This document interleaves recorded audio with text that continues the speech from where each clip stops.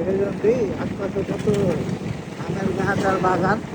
হ্যাঁ, মানে যেদিকে চোখ যায় খালি আমের বাগান না আসি। পাশে কি সুন্দর ওই মহানন্দা নদী কোনটা?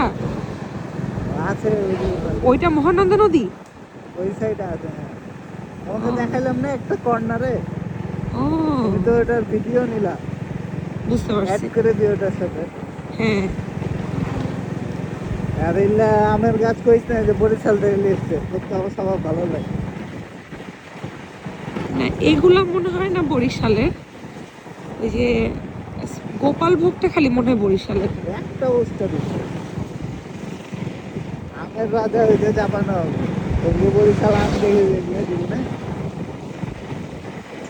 আর হারা কি আফসোস, এত আম লিচু দেয় আর ধার বাড়িয়ে দিয়ে আম লিচু পছন্দ করে না। আমি তো খাইতে পাই না। লন্ডনে বসে একটা আম কিনে 4-5 মাস, যেখানে ওই একটা আমের দাম দিয়ে 1 মণ আম পাওয়া যাবে, 1 কেজি আমের দাম দিয়ে 1 মণ আম পাওয়া যাবে। কি একটা অবস্থা। আর এই যে মহানন্দা নদী দেখছো না, হ্যাঁ, লন্ডনের ফ্রেঞ্চ নদীর থেকেও ছোট। বুঝছি। এই যে এখানে আসার পরে তুমি যত আমাকে ডাব খাওয়াইছো না, হ্যাঁ, ওই ডাবগুলা কিন্তু সব বরিশালের ডাব, এটা জানো? না মামা বলেছে এটা বরিশাল বাদে অন্যান্য জেলা। না না, হ্যাঁ, যেটা বিশ্রী ছিল না, যেটা ভিতরে শ্বাস নাই, পানি কম, ওইটা হচ্ছে চাপাইয়ের।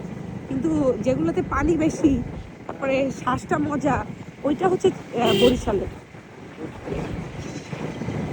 মানে যেটা খাইতে খুব বাজে ওইটা চাপায়ের, ওটাই আমি বলতেছি আর কি। বরিশালেরটা সে পায় নাই।